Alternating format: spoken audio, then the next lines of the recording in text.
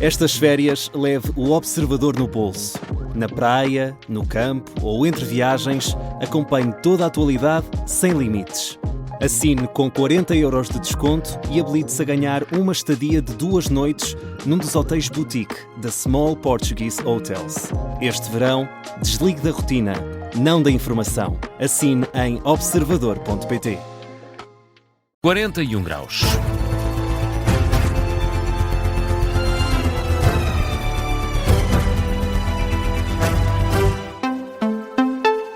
Está a começar o Jornal da Uma na Rádio Observador com a edição do Vasco Maldonado Correia. Vasco, começamos com um incêndio em Vila Nova de Famalicão. O fogo está próximo de habitações, mas não há para já casas em perigo. Informação confirmada há instantes à Rádio Observador por fonte do Comando Subrregional de Emergência e Proteção Civil do AVE. É um incêndio que entrou em fase de resolução durante a madrugada, ganhou esta manhã intensidade com um vento forte a dificultar o combate às chamas. No teatro de operações estão cerca de 70 operacionais apoiados por quase 20 viaturas e ainda 3 meios aéreos. Este incêndio tem ainda 2 frentes ativas. É uma situação para acompanhar ao longo desta tarde e por todo o país. 770 bombeiros combatem a esta hora cerca de 2 dezenas de incêndios de norte a sul do país. A apoiar o combate às chamas estão 14 meios aéreos. O incêndio de Vozela, em Viseu, é o que concentra a esta hora mais meios da Proteção Civil. São mais de 250 operacionais apoiados agora por cerca de 70 viaturas e 7 aeronaves. Destaque também para o fogo em Alfândega da Fé, em Bragança, que já está em fase de resolução. Tem 160 bombeiros no terreno. E o Ministro da Administração Interna declara situação de alerta até ao dia 6 de julho. Ou seja, segunda-feira, numa das zonas de maior risco do país, nesta altura, Leiria, o Ministro Luís Neves esteve numa conferência de imprensa em que explicou que a medida é excepcional precisamente para situações extraordinárias e de extrema dificuldade.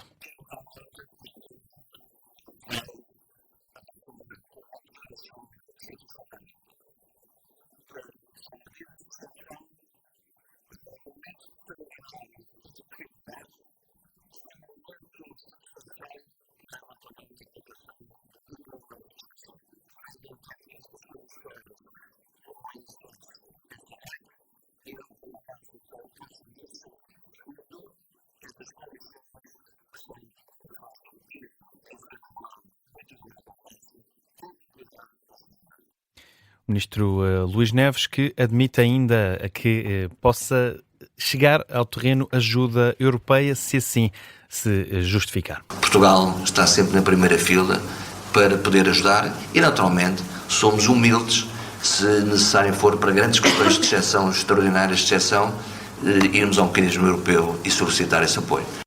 Avisos do Ministro da Administração Interna, Luís Neves, aqui devido à vaga de calor que assola o país.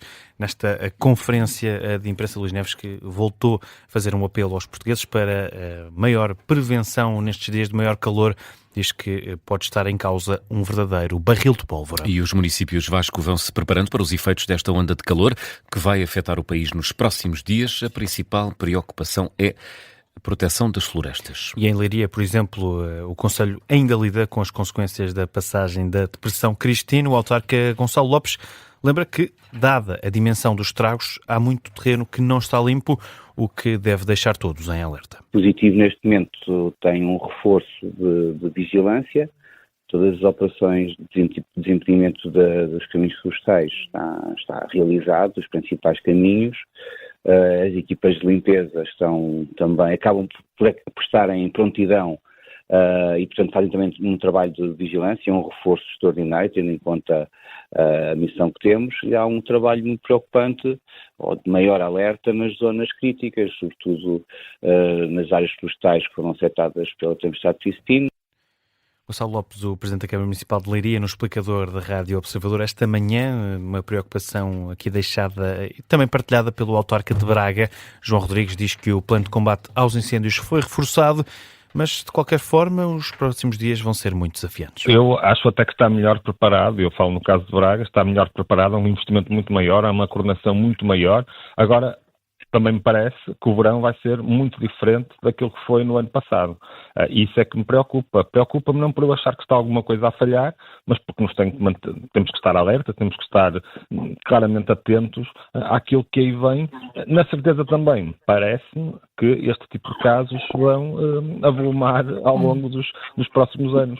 João Rodrigues, que fala num trabalho que está a ser bem feito, mas alerta para um contexto de imprevisibilidade.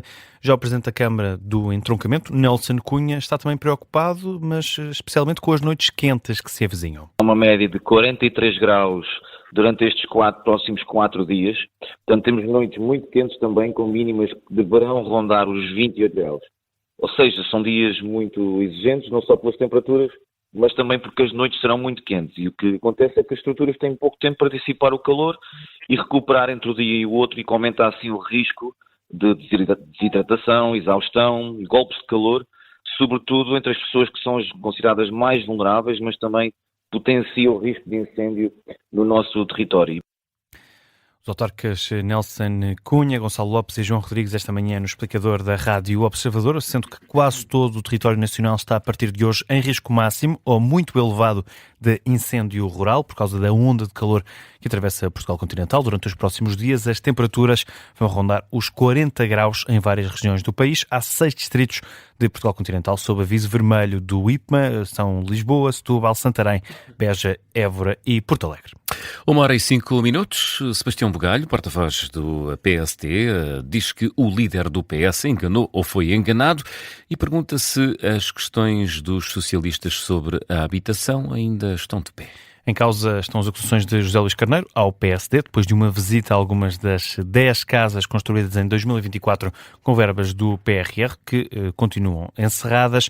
Ora, nessa altura, José Luís Carneiro tinha acusado o governo de ter casas prontas a habitar, mas não as entregar, sugerindo que estaria à espera de um novo ciclo eleitoral. Ora, Sebastião Bugalho, porta-voz do PSD, explica em resposta à agência Lusa que os alojamentos que o secretário-geral do PS visitou em Grândola nada têm a ver com construção para resposta habitacional. Diz que se trata de um conjunto de habitações para proteção temporária, deixa por isso, em nome do PSD, uma questão ao líder do PS, se mantém esta acusação de eleitoralismo ou se vai retirar uma acusação que, no entender de Sebastião Bugalho, é infundada.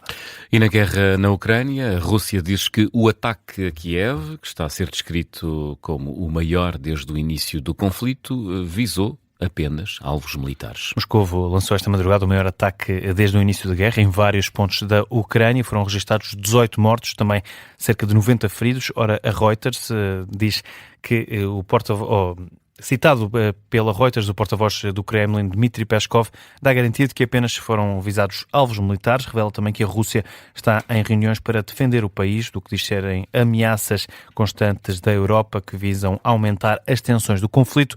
Este ataque surge horas depois de Volodymyr Zelensky ter avisado que o Kremlin estava a preparar um grande ataque no país. Há relatos de danos graves em dezenas de edifícios na capital ucraniana, incluindo instalações médicas. 1h07. Vasco, que outras notícias estão a marcar esta quinta-feira?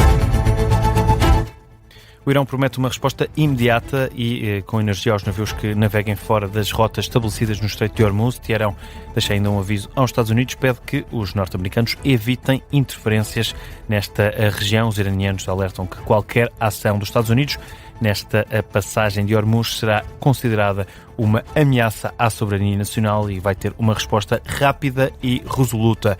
A Google diz que a multa da União Europeia não reconhece o investimento da empresa para manter a Android aberta, interativa e gratuita. Falamos de uma multa de mais de 4 mil milhões de euros que foi imposta pela Comissão Europeia por abuso de posição dominante no mercado através da aplicação.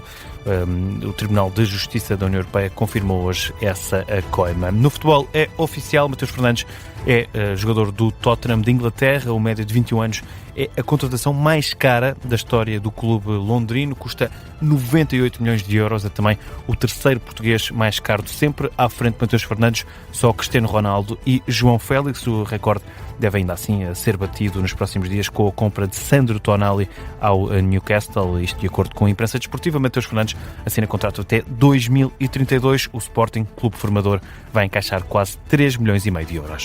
É o ponto final do Jornal da UMA, que teve edição do Vasco Maldonado Correia.